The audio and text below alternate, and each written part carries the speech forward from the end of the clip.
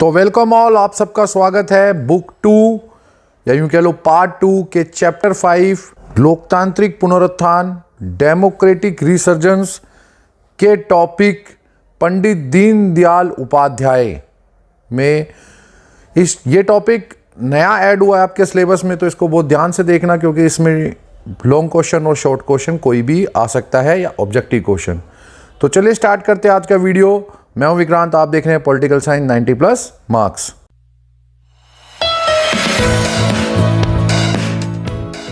तो सबसे पहले हम जानेंगे पंडित दीनदयाल उपाध्याय के दर्शन या यूं कह लो फिलॉसफी के बारे में। तो उनका पूरा दर्शन, उनके पूरे विचार एक ही चीज पर है, वो है एकात्म मानववाद, इंटीग्रल ह्यूमनिज्म। तो इस चीज पर पूरा दर्शन, पूरी फिलॉसफी उनकी बेस है या आधारित है। तो सबसे पहले आज हम पढ़ते हैं उनका भूमिका, इंट्रोडक्शन, उनके जीवन के बारे में। पंडित दीनदयाल उपाध्याय का जन्म 25 सितंबर 1916 और 11 फरवरी 1968 को उनकी मृत्यु होती है। वो एक महान, एक ग्रेट दार्शनिक फिलोसफर बोले जाते हैं, समाजशास्त्री, सोशलिस्ट बोले जाते हैं, अर्थशास्त्री और राजनीतिज्ञ, पॉलिटिशियन भी बोले जाते हैं। उनका नाम हर क्षेत्र में बहुत महान व्यक्तियों और दार्शनिकों में या फिलोसफर्स में गिना जाता है। उनके अंदर समुद्र सी गहरी सोच थी। उनके हर विचार इतने डीप, इतनी गहराई में होते थे कि उनको सुनकर ऐसा लगता था कि उनके विचारों के अंदर बहुत गहराई है। वे बहुआयामी, मल्टी डायमेंशनल प्रतिभा, टैलेंट के धनी थे। इनके द्वारा प्रस्तुत दर्शन, जो मैंने अभी आपको बताया था, एकात्म मानववाद, प्रगतिशील विचारधारा को एकात्म मानववाद कहा जाता है। राजनीतिक पृष्ठभूमि, पॉलिटिकल बैकग्राउंड, उनकी पॉलिटिकल भूमिका क्या रही या पॉलिटिकल बैकग्राउंड क्या रहा। राजनीतिक तौर पर पंडित दीनदयाल उपाध्याय हिंदुत्व विचारधारा के समर्थक थे और वो आरएसएस, हम सब आरएसएस नाम से अच्छी खासी तरह परिचित है, राष्ट्रीय स्वयंसेवक। याद रखना, ये राष्ट्रीय स्वयंसेवक एक संगठन है, कि एक ऑर्गेनाइजेशन है, लेकिन ये राजनीतिक पार्टी नहीं है। शुरुआत में वो इस संगठन के साथ संबंधित रहे, उसके बाद वो भारतीय जनसंघ के बारे में बता दूं, ये राष्ट्रीय स्वयंसेवक का ही एक पॉलिटिकल विंग, राजनीतिक शाखा बोली जाती है। और उसके बाद ये भारतीय जनता पार्टी, क्योंकि सब जानते हैं कि भारतीय जनसंघ की विरासत के रूप में हम भारतीय जनता पार्टी को देखते हैं। तो आप तीनों में जो संबंध समझ सकते हैं, आरएसएस या राष्ट्रीय स्वयंसेवक, ये एक संगठन है। भारतीय जनसंघ उस संगठन का राजनीतिक शाखा बोली जा सकती है, पॉलिटिकल विंग। और भारतीय जनता पार्टी इस भारतीय जनसंघ की विरासत के रूप में आप देख सकते हैं। यूं कह सकते हैं कि भारतीय जनसंघ एक पेरेंट पार्टी है, किसकी? भारतीय जनता पार्टी की। और इस प्रकार आप इसका संबंध आराम से समझ सकते हैं।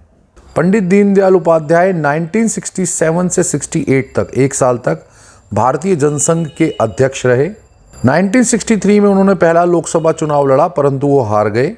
फरवरी 1968 में रहस्यमयी, मिस्टीरियस तरीके से मुगल सराय जंक्शन पर, यह मुगल सराय जंक्शन वाराणसी रेलवे स्टेशन के पास है, वहां उनकी मृत्यु हुई। बड़ी मिस्टीरियस तरीके से, रहस्यमयी तरीके से उनकी बॉडी मिलती है और ये कोई नहीं पता लगा पाया कि उनकी मृत्यु किस वजह से हुई। काफ़ी दिनों तक इसको लेकर जांच या यूं कह लो इन्वेस्टिगेशन चलती रही, लेकिन लास्ट में यही बात सामने आई कि कुछ लूटने वालों ने लूट के चक्कर में उनकी हत्या कर दी। हालांकि हम इसके बारे में कुछ पुख्ता जानकारी या पुख्ता रूप से या यूं कह लो कि 100% सच से नहीं कह सकते हैं। 1940 में उन्होंने राष्ट्र धर्म नाम से एक मासिक संपादन, एक मंथली पब्लिकेशन की शुरुआत की थी।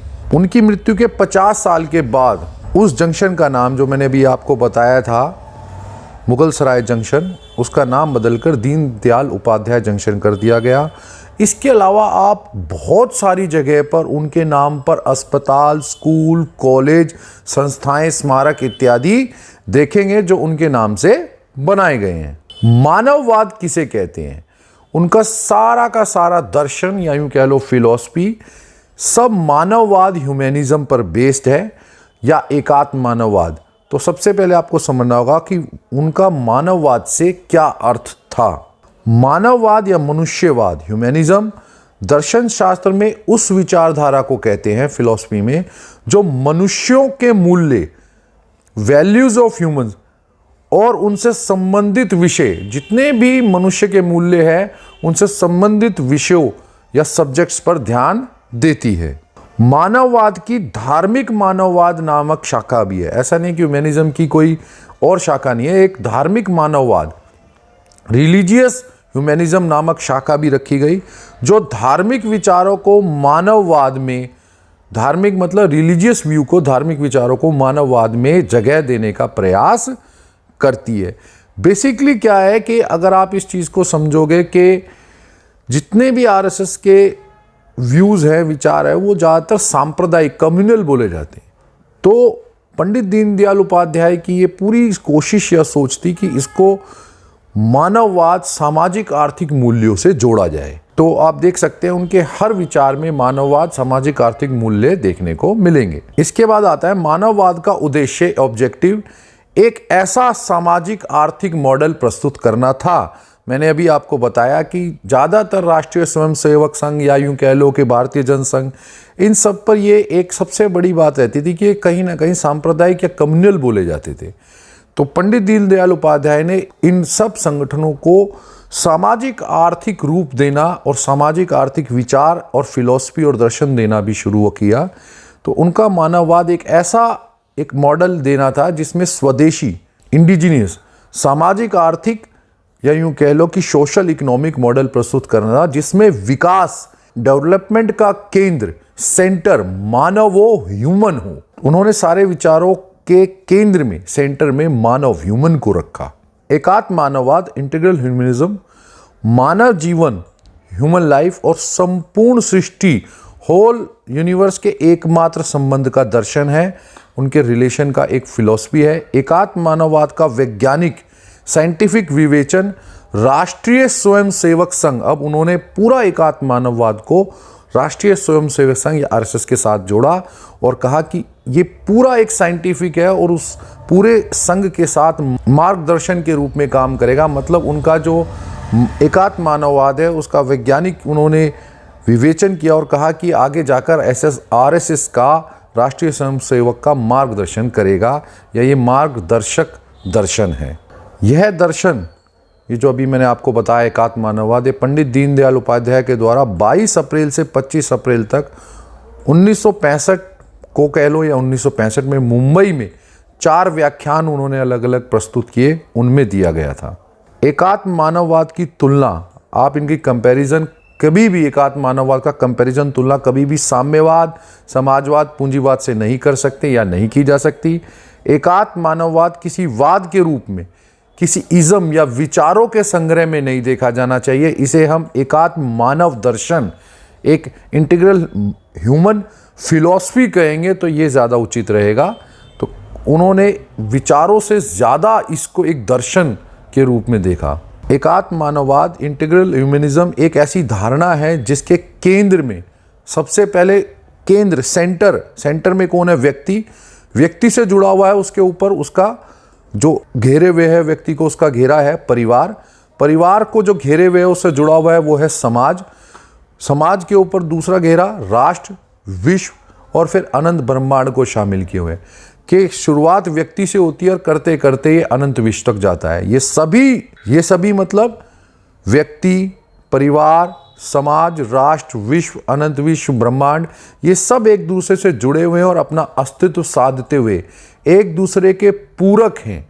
मतलब ये सब एक मिलकर एक दूसरे से पूरे होते हैं और स्वाभाविक रूप से नेचुरली सहयोगी है, कोऑपरेटिव है, कोऑर्डिनेट करते हैं। इनमें परस्पर मतलब एक व्यक्ति से लेकर ब्रह्मांड, अनंत विश्व या यूं कह लो कि अनंत यूनिवर्स तक कोई संघर्ष, कोई स्ट्रगल नहीं है। अब मैं आपको उनका पूरा एक सर्कल दिखाऊंगा जिससे आप उनकी पूरी विचारधारा यूं कह लो या फिर उनके दर्शन या फिलॉसफी को समझ पाएंगे। अब आप देख सकते हैं उनका पूरा दर्शन जो मैंने अभी बताया था आपको, सेंटर में व्यक्ति, फिर परिवार, फिर समाज, फिर राष्ट्र, फिर विश्व, फिर ब्रह्मांड। तो इस तरह के उनका पूरा दर्शन, एक सेंटर में भले ही व्यक्ति है लेकिन ये सब एक दूसरे से जुड़े रहते हैं, ये सब एक दूसरे से संबंधित हैं और एक दूसरे के पूरक भी हैं, एक दूसरे के सहयोगी हैं। तो एकात्म मानववाद की सर्पिलाकार मंडलाकृति को आप इस रेखा चित्र से भी आसानी से समझ सकते हैं, ये आपके सामने क्लियर है। उन्होंने स्थायी विकास का समर्थन किया और इस बात पर बहुत ज़्यादा जोर दिया कि हमें प्रकृति से उतना ही लेना चाहिए जितने की हमारी आवश्यकता हो। मतलब वो ये कहते थे कि प्रकृति का सम्मान करते हुए मनुष्य या मानव प्रकृति से उतना ही ले जितने मनुष्य की आवश्यकता है, आवश्यकता के अनुसार ले, विलासिता के लिए या यूँ कह लो कि आप सीधे सीधे अपनी ज़रूरत से ज़्यादा ना ले। इस प्रकार एकात्म मानववाद मानव जीवन, ह्यूमन लाइफ और संपूर्ण सृष्टि, होल यूनिवर्स के एकमात्र संबंध, इनके बीच एक मनुष्य से लेकर एक पूरे ब्रह्मांड यूनिवर्स तक इनके बीच का संबंध का दर्शन है, इनके रिलेशन का फिलॉसफी है। ये अपनी इस एकांगी नहीं अपितु समावेशित, मतलब आप ये कह सकते हो कि इनकी इस विचार में कि मनुष्य ही सेंटर है, केंद्र है और उससे पूरा ब्रह्मांड जुड़ा हुआ है, इस विचारधारा के माध्यम से एक मजबूत, एक बहुत स्ट्रॉन्ग और एक यूँ कह लो कि एक स्ट्रेंथफुल, एक बहुत मजबूत और शक्तिशाली भारत का निर्माण करना चाहते थे। पंडित दीनदयाल उपाध्याय का पूरा एक प्रयास था कि वो अपने इस दर्शन से एक मजबूत और शक्तिशाली भारत का निर्माण करें। तो अब हम आते हैं आगे। एकात्म मानववाद, इंटीग्रल ह्यूमनिज्म के दर्शन को, फिलॉसफी को आप 3 सिद्धांतों पर बेस कह सकते हैं, या यूं कह लो उनका पूरा एकात्म मानववाद 3 सिद्धांतों पर आधारित है। समग्र को प्राथमिकता, ना कि किसी अंश को। समग्र मतलब उन्होंने एक प्राइमेसी ऑफ द होल, उन्होंने किसी एक की जगह समग्र, समूचे समाज, समाज से ऊपर फिर राज्य, राज्य से ऊपर राष्ट्र, राष्ट्र से ऊपर ब्रह्मांड तक व्यक्ति को संबंधित बताया। अर्थात उनके दर्शन में भले ही सेंटर में एक व्यक्ति है, लेकिन उन्होंने किसी एक को प्राथमिकता देने की बजाय समग्र सभी को, पूरे विश्व या ब्रह्मांड को प्राथमिकता देने की बात की है। दूसरा आता है धर्म की सर्वश्रेष्ठता। यहां धर्म से संबंध केवल एक संकीर्ण विचारधारा या यूं कह लो नैरो माइंडेड सोच से नहीं है। उनका कहना था कि एक व्यक्ति का जितना विकास भौतिक होना चाहिए, उससे ज़्यादा आध्यात्मिक, स्पिरिचुअल डेवलपमेंट की भी उसको ज़रूरत है। तो धर्म व्यक्ति के जीवन में काफ़ी महत्वपूर्ण है और धर्म की सर्वश्रेष्ठता को उन्होंने अपने एकात्म मानववाद में शामिल किया। तीसरी बात, समाज का स्वशासन। उनका पूरा जोर था कि एक राष्ट्र में सबसे ज़्यादा सोसाइटी, समाज का स्वशासन, ऑटोनोमी होनी चाहिए। समाज अपना शासन या यूँ कह लो कि अपने सारे कार्य खुद ही चलाए, खुद ही करे। तो इस चीज़ के लिए समाज के स्वशासन वाली बात भी उन्होंने कही। ये आपको बहुत याद रखना है, मैंने बहुत इसीलिए इसको बड़ा भी किया और आपको समझा भी रहा हूँ। पंडित दीनदयाल उपाध्याय ने पश्चिमी पूंजीवाद, वेस्टर्न कैपिटलिज्म, जो पूंजीवादी व्यक्तिवाद जिसमें एक व्यक्ति के आसपास ही सब कुछ घूमता है, व्यक्ति को ही सारी स्वतंत्रता देकर व्यक्ति को ही सारे अधिकार देने की बात करते हैं और व्यक्ति को आर्थिक क्षेत्र में पूरा स्वतंत्र छोड़ जाते हैं, और मार्क्सवादी समाजवाद जो सोवियत संघ में काफ़ी प्रचलित हुआ या चला, इन दोनों का ही विरोध किया, इन दोनों का ही अपोज किया। तो पंडित दीनदयाल उपाध्याय ने ये स्पष्ट कहा कि ना तो वो पूंजीवादी व्यक्तिवादी सिद्धांत और ना वो मार्क्सवादी समाजवादी सिद्धांत के समर्थन में है, वो इन दोनों का ही विरोध करते हैं, इन दोनों के ही खिलाफ हैं, विपक्ष में है। अब इसका कारण भी है, उन्होंने ऐसा क्यों कहा, आप उसको समझे। तो अब हम ये देख लेते हैं कि उपाध्याय जी ने पूंजीवाद और समाजवादी या यूं कह लो साम्यवादी, कैपिटलिस्ट और कम्युनिस्ट और सोशलिस्ट विचारधारा या आइडियोलॉजी का विरोध क्यों किया या उसके अपोज क्यों करते थे। उन्होंने स्पष्ट कहा कि ये जितनी भी पश्चिमी विचारधारा है, वेस्टर्न आइडियोलॉजी है, चाहे वो कैपिटलिस्ट है, पूंजीवादी है, साम्यवादी है, कम्युनिस्ट है, ये केवल मानव शरीर, ह्यूमन बॉडी और उसकी दिमाग की आवश्यकता, जो ब्रेन की नीड्स है, सिर्फ उन पर विचार करती है। मतलब ये कैपिटलिस्ट हो या कम्युनिस्ट, पूंजीवादी हो या साम्यवादी, ये केवल मनुष्य के शारीरिक आवश्यकताओं, फिजिकल नीड्स पर ध्यान देती हैं। और ये जितनी भी विचारधारा है साम्यवादी, पूंजीवादी, ये केवल भौतिकवादी, मटेरियलिस्टिक सोच पर या यूं कह लो मटेरियलिस्टिक या भौतिकवादी विचारधारा पर आधारित है, बेस है। जबकि मानव के, मनुष्य के, ह्यूमन बीइंग के पूर्ण विकास, टोटल डेवलपमेंट के लिए उसका आध्यात्मिक विकास, स्पिरिचुअल डेवलपमेंट होना भी आवश्यक समझा जाता है। आध्यात्मिक विकास भी, स्पिरिचुअल डेवलपमेंट भी समान रूप से इक्वली आवश्यक है, इंपॉर्टेंट है, महत्वपूर्ण है। तो इसीलिए पंडित दीनदयाल उपाध्याय ने पूंजीवादी, समाजवादी और साम्यवादी सभी विचारधारा का विरोध किया। नेक्स्ट आता है अंतःकरण। ये उनके दर्शन का सबसे इंपॉर्टेंट पार्ट है जो आपको याद रखना है। उन्होंने एक प्योर सोल, मनुष्य को एक शुद्ध आत्मा, मानवीय आत्मा, शुद्ध आत्मा, प्योर सोल के ऊपर बहुत ज़्यादा ध्यान दिया, जिसको उन्होंने चित्ती बोला। यह आपके ऑब्जेक्टिव में ज़रूर पूछा जाएगा कि उपाध्याय जी के दर्शन में प्योर सोल, शुद्ध आत्मा और सबसे ज़्यादा आत्मा में किस शब्द का प्रयोग किया। तो उन्होंने एक प्योर सोल, शुद्ध आत्मा को चित्ती शब्द दिया। उन्होंने कहा कि अपना पूरा दर्शन उन्होंने इस चित्ती पर आधारित कर दिया या बेस कर दिया।